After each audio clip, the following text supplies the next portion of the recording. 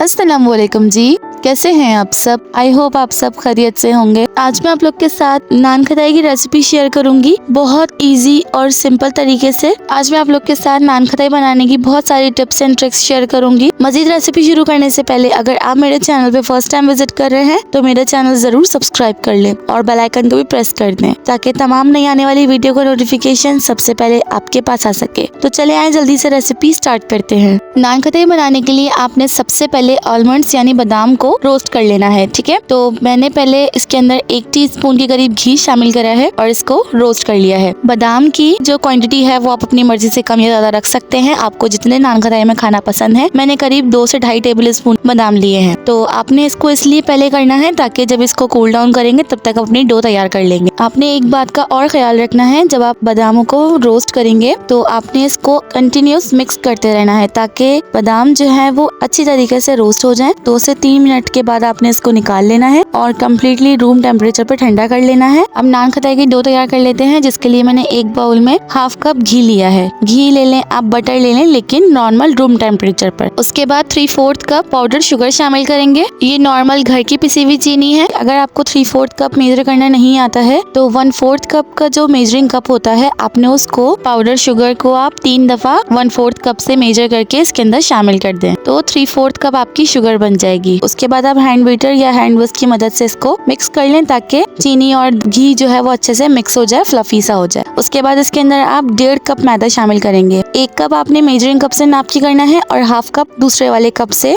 Major करके इसके अंदर शामिल करना है।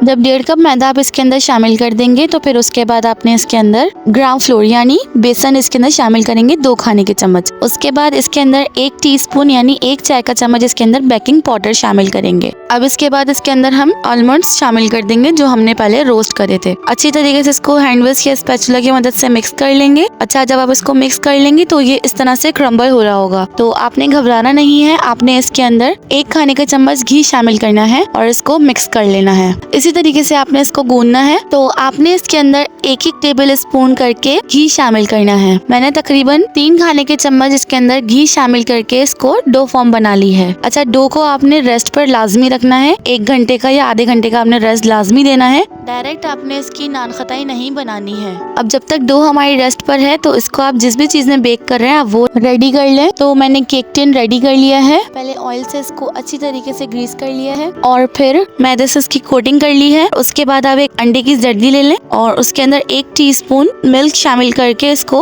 अच्छी तरीके से मिक्स कर लें। तो ये हमारे ऊपर से एग ब्रश के काम आएगा। तो उसके बाद 1 घंटा हो चुका है तो जो डो है वो हमारी बहुत अच्छे से सेट हो चुकी है। तो ये अब रेडी है इसकी नान खटाई बनाने के लिए। तो मैं इसको विदाउट ओवन बेक करूंगी। तो अब मैंने अपना पतीला जो है वो प्री हीट होने के लिए रख दिया है। तो अब हम इसकी नान खटाई बनाकर तैयार कर लेते हैं। अच्छा, आपने इसके अंदर साइज का बहुत ज्यादा ख्याल रखना है क्योंकि अगर आप ज्यादा वेट के बनाते हैं ना तो फिर आपने इसको डिस्टेंस पे रखना है, ठीक है, क्योंकि ये बेक होने के बाद राइज हो जाएंगी और आपस में चिपक जाएंगी।